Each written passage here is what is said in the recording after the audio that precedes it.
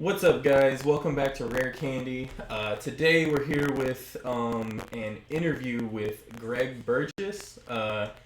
We went to two League Cups over the weekend, one at Canar Cra Sports Memorabilia and the other one at Myrtle Beach Games. And Greg piloted a different kind of deck. He played a Yanmega Zebstrika Octillery Sushi Master deck.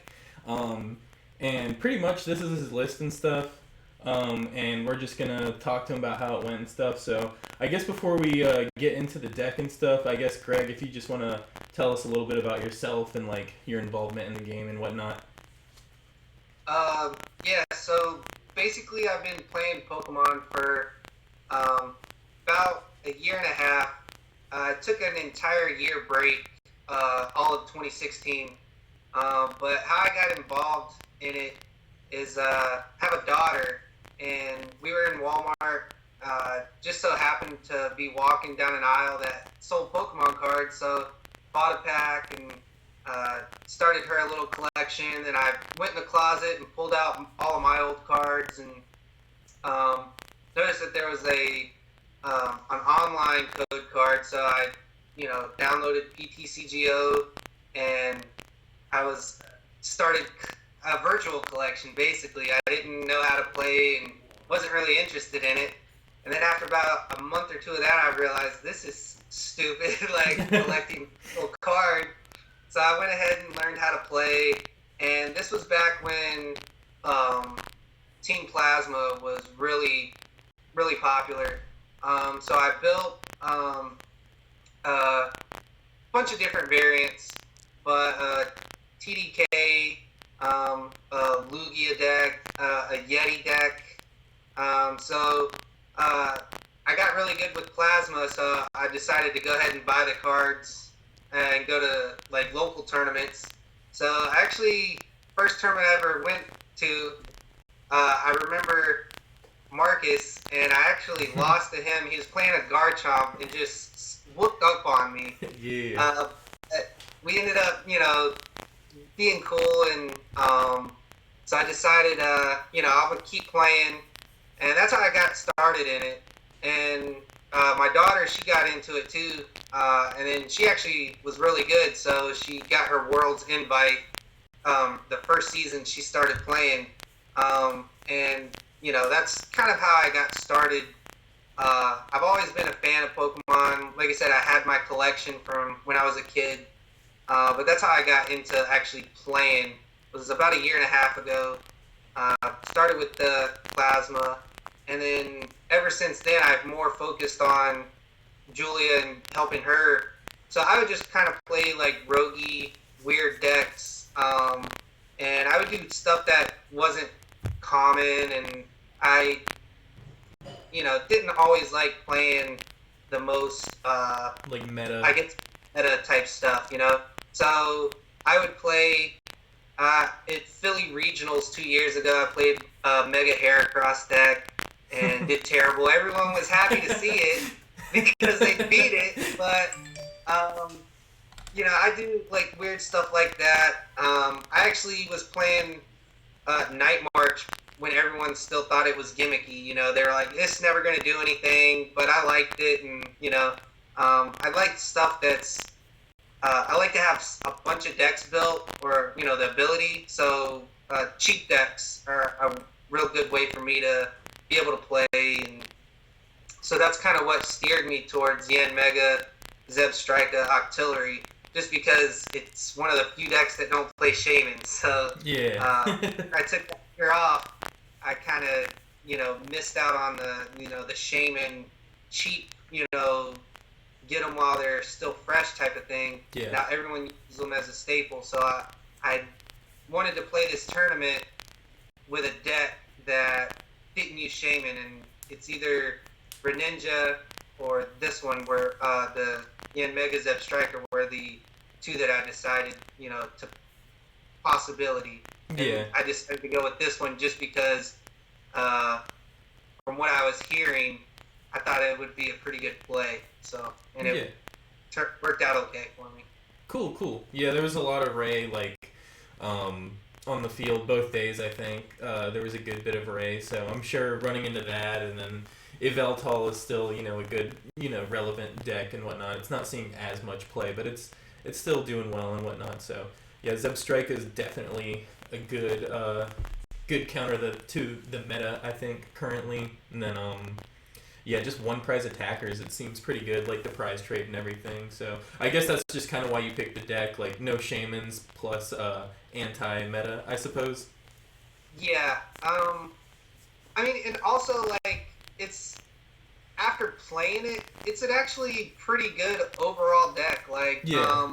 because I played a bunch of different matchups, which I guess we can get into later. Yeah. But it's very consistent. So even though it's just great against two really good decks, that are being played right now, doesn't mean that people should sleep on this deck. Yeah. Entirely, because it can beat stuff that it's not supposed to, and people don't know how to play against it because it's not common. So Right. Get a good list, or which I'm not saying mine is by any means the best, but if you figure out something that works for you, you might realize, hey, this is actually a tier 1 deck, or at least it's not a gimmicky fun deck, and more people should play it. So Yeah. Cool. Well, I guess do you want to go over like what your matchups were like? I remember Saturday we did a tournament at Canar Cra for their League Cup, and then Sunday was at the Myrtle Beach Games League Cup. So I guess if you want to just like go over like your matchups for the first one where you got the finals actually. Yeah, you made it to the finals in that one.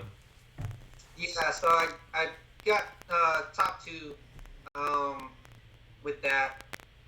Basically, the first matchup I played was against the Mega Altaria deck.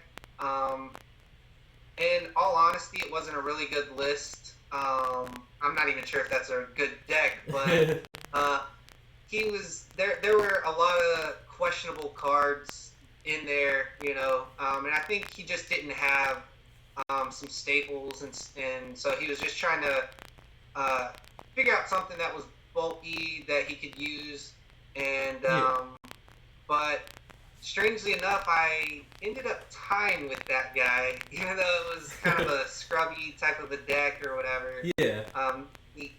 Or anything, but so it just came down to time in turns and back and forth, and I mean he has some. I think Altaria was 220 or something, so it heals a lot with potion and fairy drop, and it just made it really difficult because I'm not taking really big numbers. I'm 2 and 3 shot and stuff. Right. Especially with him healing, I would attack the same card 4 or 5 times and still not knock it out just because he could heal and heal and heal and heal. So that was round 1, and I tied. The second round, I went against, I think it was Turbo Dark, against a guy named Ravini, I think. Oh, Ravani. So, and he just didn't get set up well. I think if we were to play that same matchup again, it could have went either way. But I mean, we probably played about 7 or 8 turns, a piece, and just every time, he just didn't get what he needed. Then I went, so I'm 101 at that point.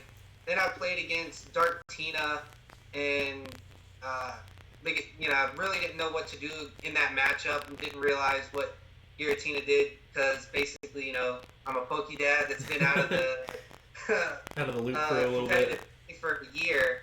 So I kind of got mixed up a little bit on that, and ended up going 1-1-1. And then the 4th and 5th match were both Greninja. And I'm not. We play tested. Me and you actually play tested the night before. We did 3 games, 2 against Ray, and then 1 against Greninja, which really helped out because it showed me what I needed to do to beat Greninja, and all I did was that. So I attached my energies to the Yanmegas because I knew he was going to Shadow Stitching, and I just kind of did what I needed to, and didn't really worry about the 4 cards in hand so much against that particular deck, especially once he got set up. And then the 5th round was also Greninja, but he wasn't really familiar with the deck, and I think he didn't Shadow Stitch as often as he should, or maybe not at all. Yeah. I can't really recall. So it was just another instance of like I knew what to do, so I went ahead and set up. So even if he was playing the deck like he was supposed to, I think I still would have been able to win that match pretty dominantly. Yeah. Just because, like I said, that one play test that me and you did Right. the night before.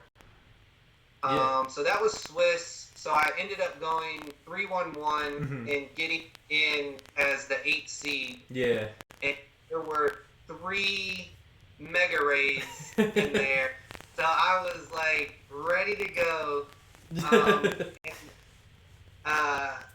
Actually, the first matchup was Eric, and he was pretty much like just kind of saddened by that.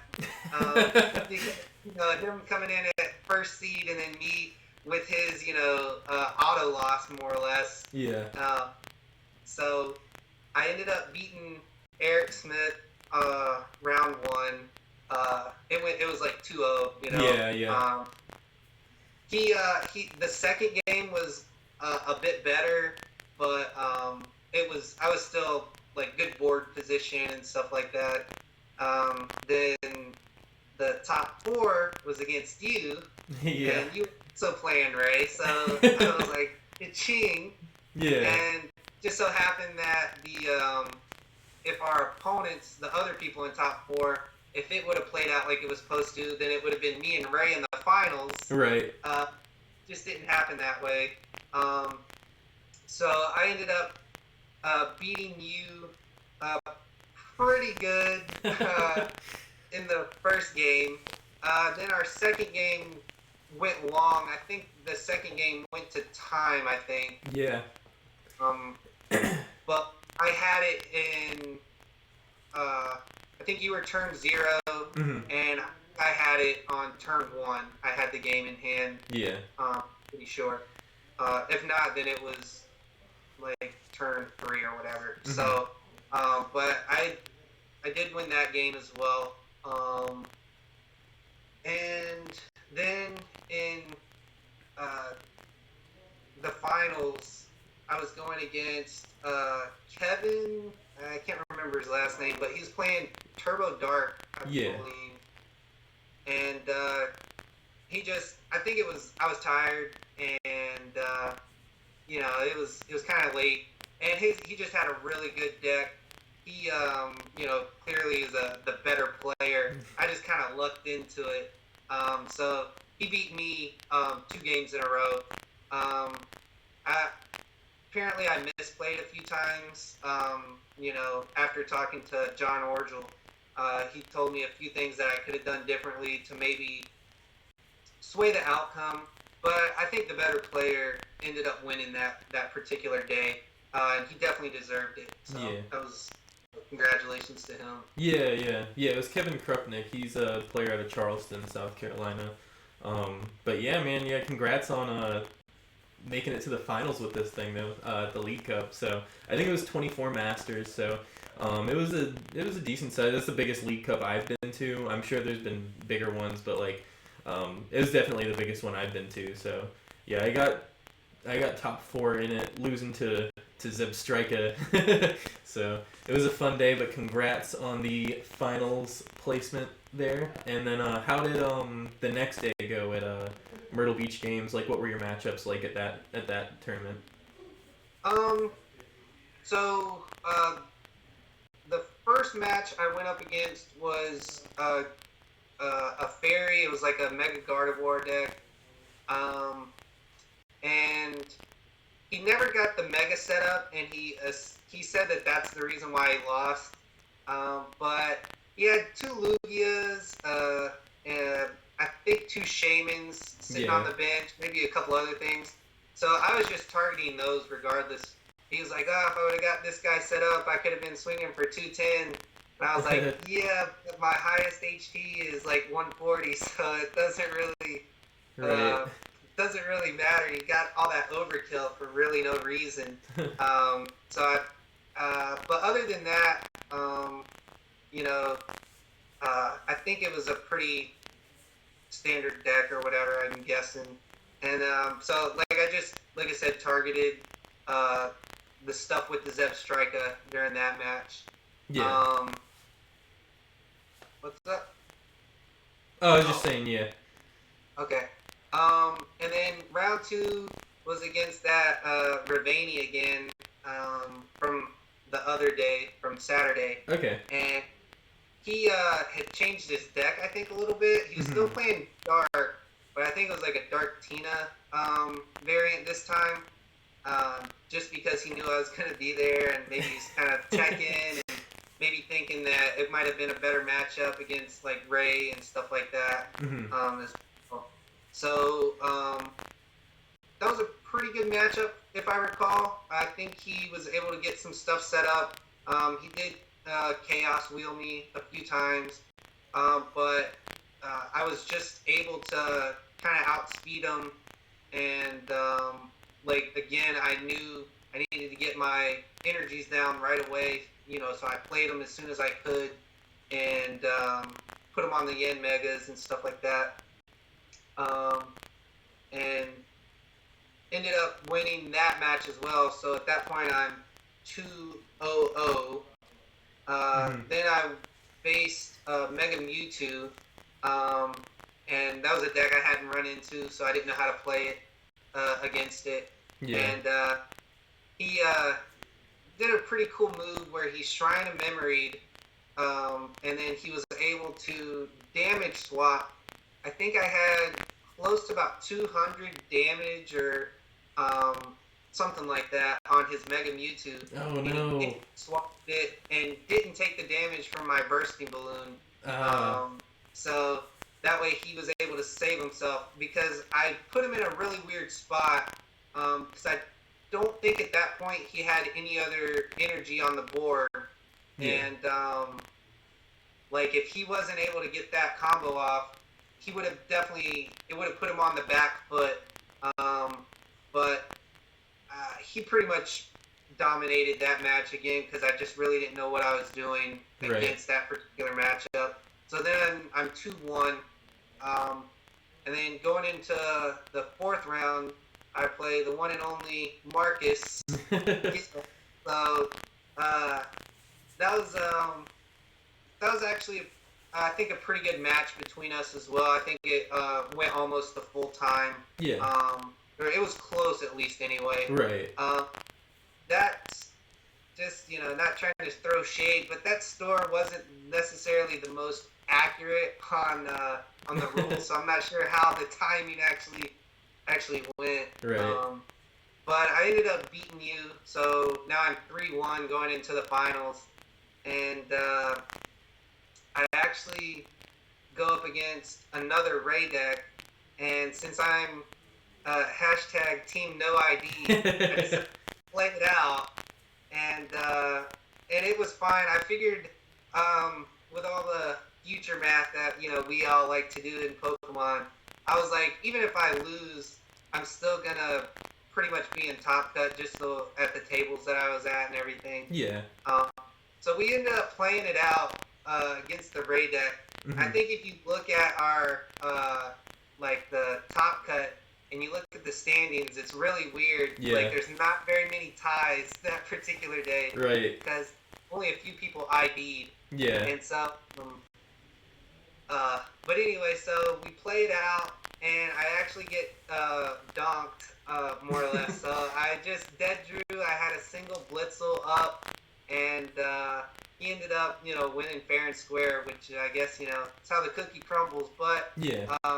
Like I said, we both made it in the top cut. It probably change seeding a little bit, us playing it out like that, which probably was a decent thing, I think, for him. Yeah. I'm not 100% sure, but I think he ended up going to top 4 that day. Yeah. So I end up 6th seed at this particular event. You remember how many Masters were there, Marcus? I believe there were 21. Okay. So like I said, I end up 6th seed. I go against a Mega Ampharos deck. Don't know how to play against it. Again, I don't think anybody does, so don't blame me on that. And it was weird. I just lost 2 in a row. And in all honesty, I think I was pretty much done for the day. Mentally, I checked out. I was ready to get back on the road because I had to drive back up to Charlotte. So 3.5 hour drive, and it's kind of getting late. And so I was pretty much ready to go. And I was making like misplays and all kinds of stuff that, looking back on it, I may have done better in. And I think I could have made it to where it was 1-1, and then we would have had to go to sudden death. Yeah. And I probably could have pulled out the victory because I was taking prizes a little bit faster than she was, just because you got to get 4 energy and, like things like that. Even if she just does the regular Ampharos and doesn't Mega Evolve, I think it's still, quite a bit of energy for her to be able to do some stuff. Yeah. And so I think I could have taken that game if I would have played just a teensy-weensy tiny bit better. But like I said, she deserved it just because she had her heart and head in the game. And I think she ended up coming in 2nd place with that deck that she played. So, congrats to her. That. Yeah, she made it to the finals playing against Christopher Watkins that day. And then Christopher ended up taking the tournament that day. But yeah, whenever I saw you were paired against her in top 8, I was, because I bubbled out at 9th. So I was like, while everyone else was setting up, I was just like, what's up? I said it's probably my fault you bubbled because I didn't ID. No, it's my fault. I should have won more games. Yeah, like I was like Googling what does Mega Ampharos do. like I just kind of Google searched Mega Ampharos and then like hit images to look at the card and be like, what does this thing even do again? Like, how does Greg play against this? So yeah, definitely took people by surprise, that deck as well as your deck, I think.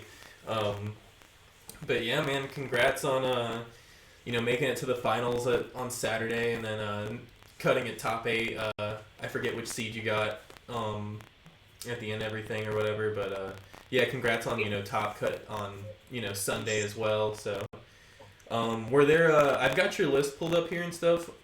Were there any like cards that you can think of that you would like change maybe, or like do you like everything how it is, or? Well, the funny thing is, like, I mean, I guess I kind of came up with this concept to play this deck, basically from you. So I watched yours and Eric's video,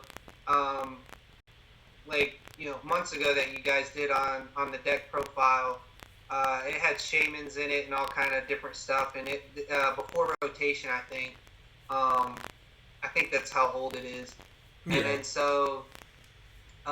That's kind of how the concept came about. I was like, maybe I should play that deck, and I think you came up to Charlotte, maybe, was it in November or something, or October you came up here? I can't remember. I think it was in November. Whenever ARG Charlotte happened, that's whenever I was up there, yeah. So that's kind of when the deck came into existence. Like, that's when I built it. I literally built it and stuck it in a deck box and never played it. Like, I didn't test it. I didn't do anything to it. I just kind of came up with the list. Decided not to play ARG. which was probably a bad call because apparently there was a bunch of raid at ARG too, so I probably got lucky. Yeah. And maybe did something with that deck, and I would have been doing this interview, a couple months ago or whatever. But so, as far as anything I would change, I don't think so. The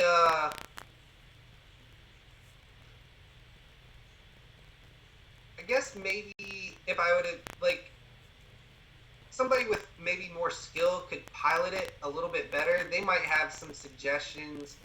But I like everything that's in there. I used every card. I think everything is very consistent. So I played 3 test games on Friday night. Right. I ended up playing 11 total, I think, on Saturday.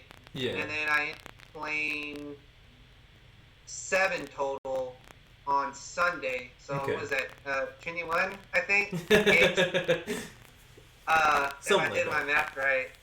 So out of 21 games, I ended up only not being able to attack when I wanted to attack, maybe 5 or 6 times at the most. Yeah. Probably less than that. So anytime I wanted to use one of Yanmega's attacks, whether it was the barrier break or the assault, whatever. Assault boom. Yeah.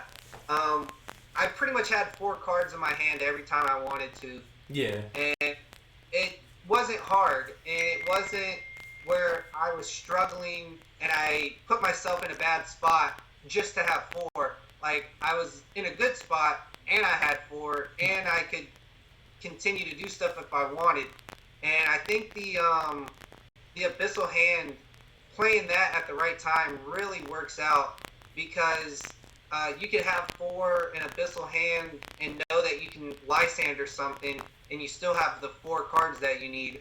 Or because there's so many things that discard, or the level balls, the different counts of stuff that I had, you can draw into stuff and get your hand down or up to the 4 cards that you need relatively easy. Right. So I don't think I would change anything, but like I said, I'm not the best player, so somebody might have a better take on it. But I would build it this way for anybody interested in playing it, and just give it a few games and see how consistent it is for you. Yeah. So I mean, but yeah, I definitely want to give a shout out to Rare Candy for kind of coming up, giving me the spark to come up with that idea.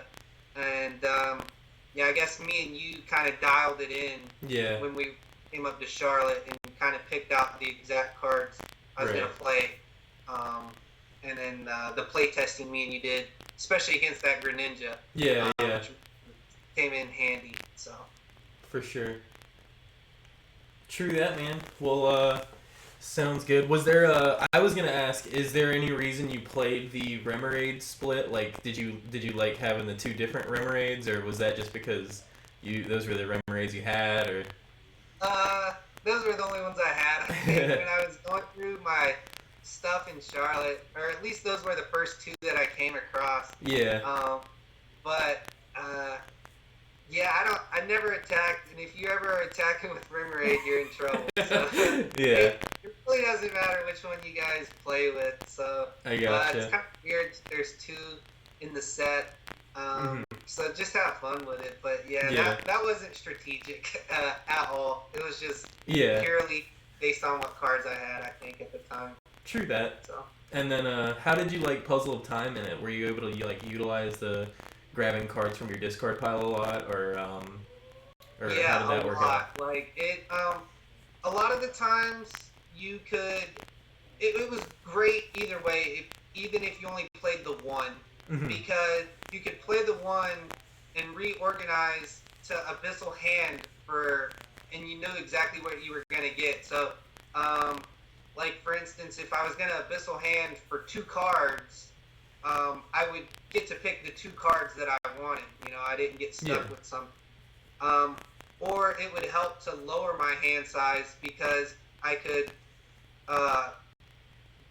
do the puzzle at a time, not really care what order they were in. Yeah. But now an abyssal hand for 4 or for 5 cards, so I get a whole new, pretty much a full hand of all new stuff.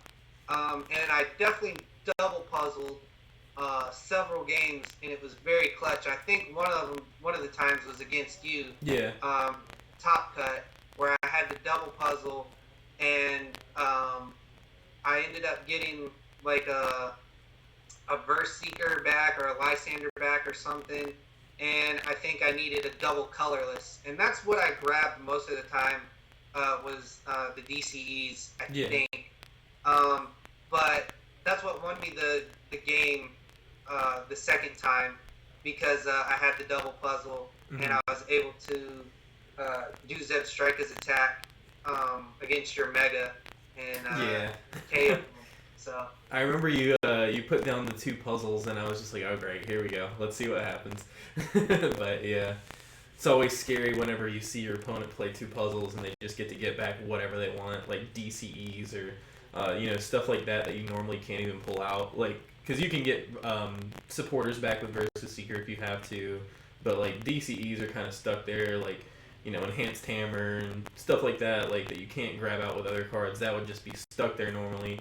I actually played a game with this after I put it together this morning, on PTCGO here, and yeah, it was pretty cool. Like, the balloon works out, like it helps because you swing for 120 if they've got a tool on and whatnot, so it really helps with the damage output. Like I whenever I was attacking at first, like whenever I first started playing the game, I noticed, like, I was like, man, how am I gonna take knockouts here? Like, this guy is not doing that much damage, but then they'd swing into me and they would take damage, so I'd be like, oh, well, that helps out a lot. So it's a lot. Like, people were not afraid when they saw a little Yanmega or whatever was up there. Even if I put the bursting balloon on the Zebstrika, they would be more than happy to take a knockout and get the 60 damage. Like, it's like they didn't even think twice about it. Right. Except for the girl who was playing the Mega Ampharos, because several times she would just pass and not attack, so my balloons would go away if she couldn't Lysander around it or something. Right. So she's very cautious about not taking the damage. Yeah. But everybody else just seemed like, oh, seriously? Attack, knockout. And then they put their 60, and then I could come back and hit them for, enough to get a one-hit knockout. So the price trade was great, 1 for 2, almost consistently. So I definitely like the balloons, and people should be a little more cautious about attacking into them if they can, because they see that it's, this little scrubby deck or a pokey dad or whatever, or even if it's somebody who's good, and then they might think twice about that. But when they see the bursting balloon, it's like almost like the card's not even there. Okay, I'll take my automatic 60 damage because I'm not out. But I think it ended up coming in clutch a lot because people were just overconfident against the balloons. So right. Yeah, I would keep those in for me personally. Okay, cool. True that.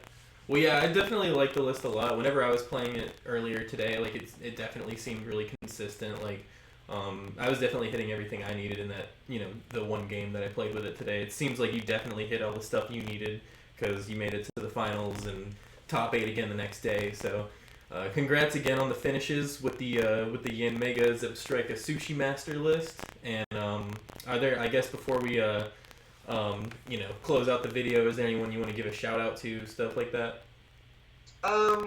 Yeah, definitely you guys, Rare Candy, John Orgel for judging, which is, I guess he just joined you guys too, which, congrats on that. Yeah, thanks. Can't wait to see some, content coming from him. Mm-hmm. So, yeah, Rare Candy, John Orgel, like I said, for judging, and definitely Narf and Cram. Like, that was probably the cleanest, most organized, store that I've ever seen, and it definitely had a family atmosphere. Um, they were like, I think the most raffles I've ever seen ever. Like, it was just crazy. It was like, this is the last raffle. We're gonna do another one. Like, go crazy. So it's definitely a good place. Like them on Facebook if that's the least that you're gonna do. But if you're ever in Myrtle Beach, check them out. You won't regret it. It's an awesome store. Like, I'm definitely a fan. Kind of wish I lived there just so I could have that same atmosphere Dang. with those guys. And then That's cool. and then probably a shout out to my daughter Julia, because if she wasn't still into Pokemon and if she didn't go to Worlds in like her first year, this was probably something that would have fizzled out. Mm-hmm. I probably wouldn't have kept in touch. But you guys, like, the Pokemon community is awesome. Everyone gets along. Everyone's friendly and willing to help out and loan cards and stuff like that. So yeah, just like I said, you guys, Nark and Cram, John, specifically for judging, and my daughter Julia. So Awesome. that's really what made me be able to get to the finals and to make top 8. Where all these guys, you guys specifically. So. Cool. Awesome. Well, thanks, man. Thanks for letting us do an interview and show everyone your list and whatnot and stuff like that. So, the list. Don't sleep on the anti-meta stuff. Like, I'm not telling chew up Tyrantrum or anything, but I did before, and and I'll do it again. So play the weird stuff, because you'll get surprised. People. You'll win some stuff, so it's fun, to play different things. Yeah. So definitely do it, guys. True that. Cool. Well, thanks again for letting us interview you and show off the list and everything. But yeah, guys, that's it for this video. Be sure to like and subscribe if you like this kind of thing. Let us know in the comments if you like these interview type videos and whatnot. Also, be sure to check out our merch at rarecandytcg.com. Grab like a playmat or dice bag; it help us out a lot and whatnot. But yeah, guys, thanks for watching, and we'll see you in the next one.